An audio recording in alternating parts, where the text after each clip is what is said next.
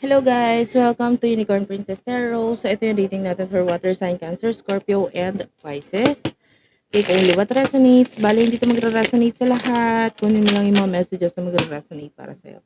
For personal reading, Jing Tarot Reader, search mo siya sa Facebook. Yan. Um, yeah. Water Sign Philippines, please do check it out.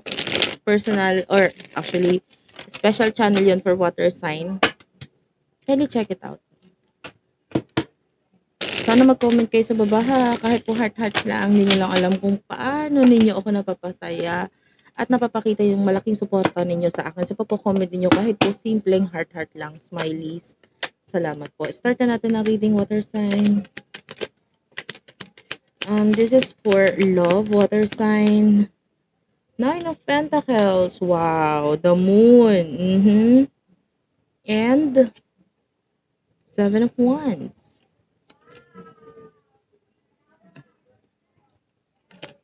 Isa pang card.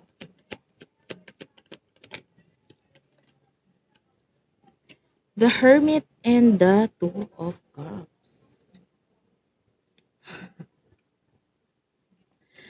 Someone here ay gustong-gusto ng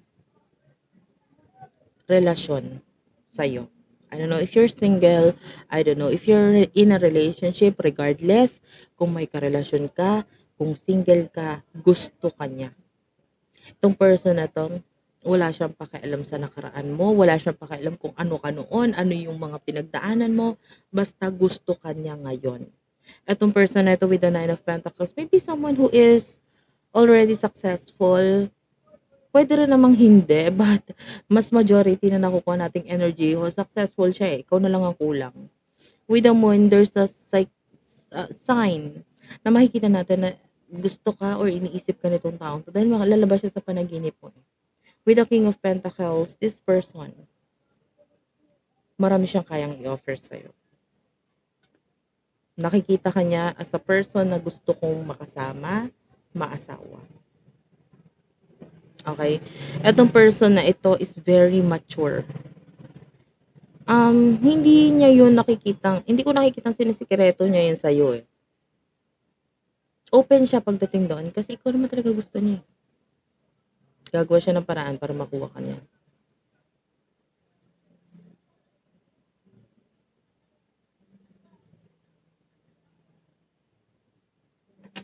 Alamin natin.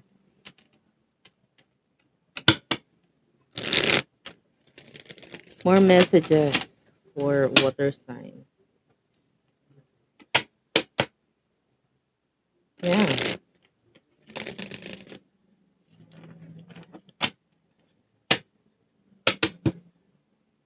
More messages for water sign, please. More messages for water sign, Cancer, Scorpio, Pisces.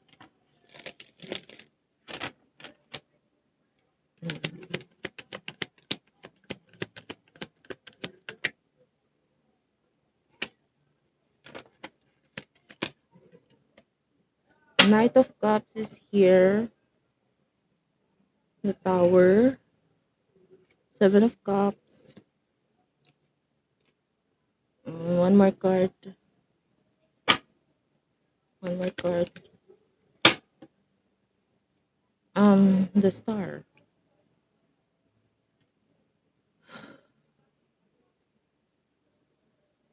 For some of you, hindi mo siya inaccept sa buhay mo.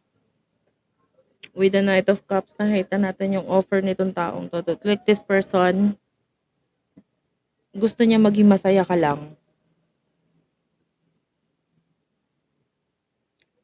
Wait lang guys. So gusto niya maging masaya ka lang. Lagi ka iniisip nitong taong to. Pangarap ka talaga niya. You are his or her star. You are my wish fulfillment. Pangarap kita. Maghintay ako sa'yo. With the Tower, masakit para sa kanya na basta mo na lang siyang iniwan, basta mo na lang siyang initsupera. Basta mo na lang siyang kinat off sa buhay mo. Kasi para sa kanya, hindi niya kayang gawin sa'yo yun eh. Ikaw yung pinaka-best para sa kanya. Ikaw yung bibigay niya lahat ng special para sa'yo. Tapos masakit para sa kanya na hindi ganun yung pagtingin na ibabalik mo para sa kanya. Yung taong 'to with the temperance, matindi talaga yung paghihintay na ginagawa niya para sa'yo. Puwedeng there are times na umasa siya na nagkaroon ng chance, pero biglang naglaho parang bula. So, sobrang sakit para sa kanya yung bagay na yun, na parang akala ko pa naman. I feel like itong person na ito, feeling niya hindi ka na interesado sa kanya. Naramdaman niya yung feeling na hindi na yata siya interesado sa akin.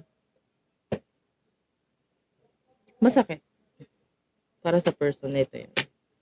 Yeah, the Ace of Swords. This person is really thinking of you. Iniisip ka talaga niya eh. Kaya lang wala siyang magawa. By the way, hindi ko alam kung naririnig mo yung background ko. So, may nagkakantahan, may nagkakaraoke sa background. Pagpasensyaan mo na lang, no?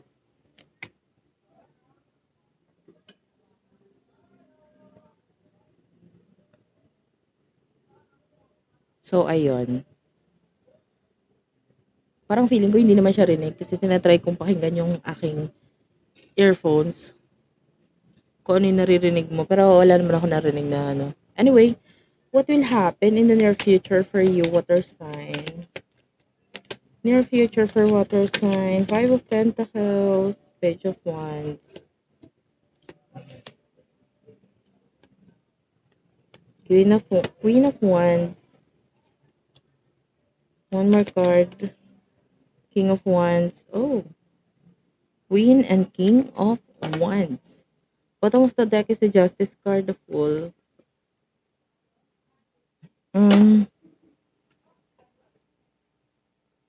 I can see big change pagdating sa money. Kaya sa career, may malaking pagbabago dito. In the near future, I can see communication sa inyong dalawa ng person na ito kasi technically, wala namang ibang mag-iintindi or iintindi sa'yo kundi siya eh. Parang kaya kanyang intindihin sa mga toyo mo, sa kung ano man yung mga alam mo yon, siya yung tipo ng tao na masarap kausap kasi pakikinggan ka niya at iintindihin ka niya. Hindi ka niya babaliwalain. I don't know if you're born, nakakita ko ng ano eh, Year of the Rat, Tiger. Yeah. Rabbit. Or yung person mo yun. This could be a reading. Okay lang kahit hindi ha. Anyway, ayun, nakakita pa rin ako ng communication sa inyo kasi yun nga, hindi ka man masaya sa kanya pero kung ano man yung mga pinagdadaanan mo, siya pa rin yung iintindi sa'yo. Wait lang guys. Okay, so, ayun. Medyo makati lang yung aking throat, so pagpasensyahan mo na. What is the advice here for you? Ano yung advice for you, water sign? Advice for you, water sign? Advice sa'yo is the Ten of Swords, King of Pentacles, and the last card na is the Page of Cups.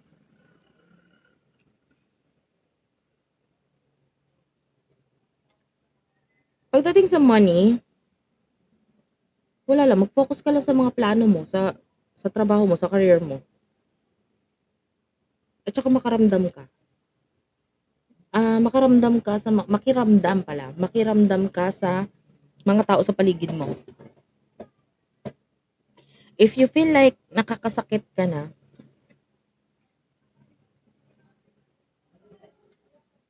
or hindi na maganda yung mga pinagsasabi mo, ginagawa mo, tanggalin mo. 'Di ba? Hindi naman kasi sa lahat ng oras ikaw yung iintindihin. Dapat there are times din naman na ikaw din naman yung iintindi.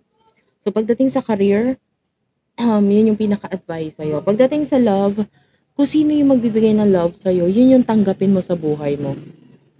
'Di ba? And then regarding sa past or kung sino man ito, the Ten of Swords, just end whatever kung ano man yung meron sa inyo. Kung sino man itong mga past person na ito na parang sila yung gusto mo eh. Nakakita ko ni Star Aquarius energy. Parang sila talaga yung gusto mo. Ikaw yung naghahangad sa kanila. Gusto mo ng past person na ito.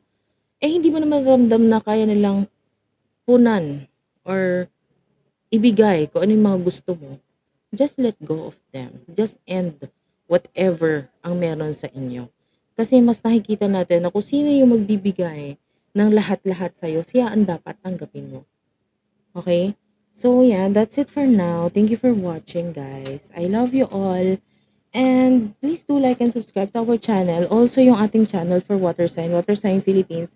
And kung mahilig ka sa comedy kind of reading, to see the other side of me, meron tayong comedy channel. Tarot reading din po yun. Kaya lang hindi siya masyadong serious ang pagkakaread. Madam PTV. Thank you for watching. I love you all and bye-bye.